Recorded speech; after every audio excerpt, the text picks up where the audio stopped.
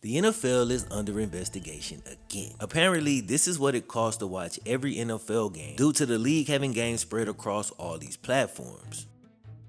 Consumers have complained about this for at least a few years now, and maybe something's finally gonna be done about it. In today's video, I'm gonna break it down for you in simple but detailed terms. The league has made some major moves this offseason, but it's also been a rough offseason in a couple different ways. Biggest thing is the fact that they've been fighting with their own refs and prepping the dreaded replacement official's return. But now they're also being investigated by the United States Department of Justice for something that could affect their bottom line and all their grand plans. Essentially, they're being investigated over whether or not their TV broadcast contracts violate antitrust law. It's being questioned whether or not the way they've been running their business is actually harming us, the NFL consumer. The investigation is also about creating an even playing field for the providers, aka the TV broadcast networks. But I'm mainly concerned with the consumer part though. So the NFL is being accused of possibly violating a law from all the way back in '61. The Sports Broadcasting Act of 1961 gave the NFL an antitrust exemption and the ability to pool their TV rights. All that means is that they can sell all 32 teams as one big pot, which makes sense because collectively they are the NFL, right? But while it seems obvious, it would normally not ever work that way under regular antitrust law. The NFL would be seen as 32 separate businesses, which when you think about it, they technically are. But the Sports Broadcasting Act of 1961 gave the NFL and the other major pro sports leagues an exemption to operate as a full league when it comes to selling their TV rights. Now that's a bunch of legal mumbo jumbo, but that's what it is at the heart of this whole investigation. It's like the problem we see and how it can affect us is the way the prices are spread over these streaming platforms. But all that stuff I just said is the best way I've seen to attack those prices to get an outcome favorable to us. So hear me out. Basically what they're saying is that the exemption was granted under the assumption that the league's TV rights would actually be distributed across free broadcast TV. But now selling them to Netflix and Amazon and Peacock and whatnot actually puts them behind a paywall, which goes beyond what Congress was initially trying to protect when they put the law in place. So that's the fight. That's the weapon that we are armed with. Appealing with our feelings will be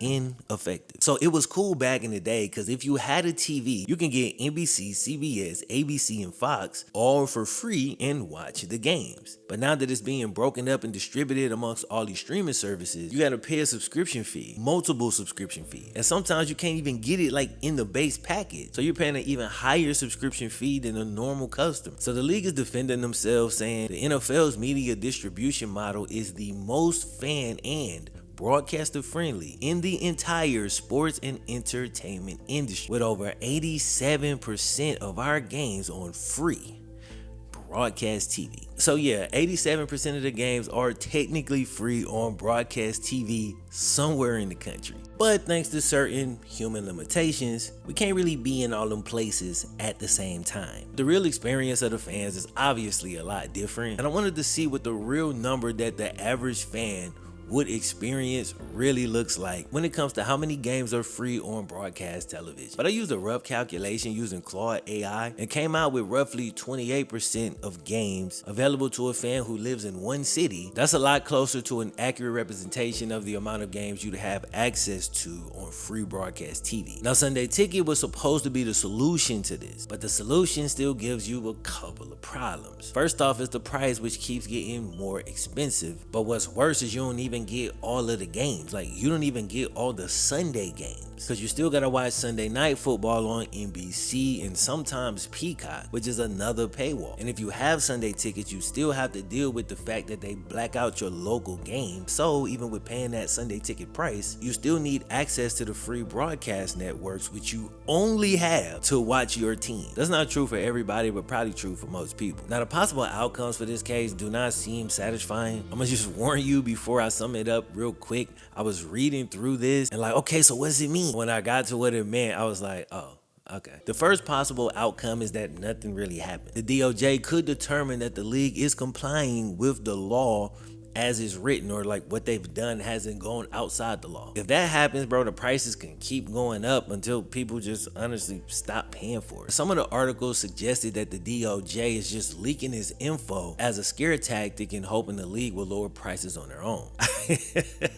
Okay. But the same article goes on to lay out a long-standing suggestion for the NFL. And I think this one's actually a pretty good suggestion. It asks that the NFL consider smaller and less expensive pooling arrangements for their games. It says, for example, an AFC East package for out-of-town fans of the Patriots, Bills, Dolphins, and the Jets would presumably cost less than Sunday ticket, and they could pool those games together as a separate option from Sunday ticket, as that may fit some out-of-town fans' needs better. And as a Bengals fan that lives in Texas, I would be all over this. I mean, assuming the price actually makes sense. If it's only slightly cheaper than Sunday ticket, then it won't make sense. It needs to be significant. But if the league is found guilty of operating outside the law, it could be mandated to structure their deals going forward in a more fan-friendly way. Also, the networks will get some benefits, but once again, I'm more focused on what it means for the fans. So if they are found guilty, they could be forced to restructure, which would drop prices or make access easier in some way. Could end up being dramatic, or they could find a couple of loopholes where it's not so dramatic. It's way too early in the situation to really know at this point, but as this thing continues to go forward, we'll find out more. This is one of those situations where there'll be an update every few months. It'll very likely be a really slow play, so I'm just kind of introducing it to the channel so that when updates happen and I come back to it, I don't have to go through this whole thing laying it out again. I'll summarize it, obviously, but this is more of that foundational video. Now, as far as possible outcomes on the extreme end, Congress could vote to repeal or significantly reduce or narrow the Sports Broadcasting Act. To me, this is the least likely of all the outcomes. Now, the soonest these changes could even take effect would be 2029. Because for one, legal processes move like glaciers. And secondly, the league's current deals run through at least 2029. They go to 2030 something, but there's an opt-out option in 2029. Last piece of info I'm gonna leave you with, which is kind of funny, is that the league office believes that Fox is the one who snitched on them and went to the DOJ, because the league has made it known that they plan to opt out from Fox in 2029. So that might actually be the real motive, but we don't really care about these companies fighting. We just care about how it could potentially affect the consumer. So in a few years, we might have Fox to thank for indirectly getting us more reasonable prices. Anyway, I hope y'all enjoy the rest of y'all day, man. Start your week off strong tomorrow. Hopefully some of y'all started y'all week off today, but if you just rested, chilled, maybe you went to church this morning, get your mind right and go at Monday strong. But anyway, I'll catch y'all in the next one. Y'all will see me later this week because this is a short video, so I'm gonna definitely drop another one.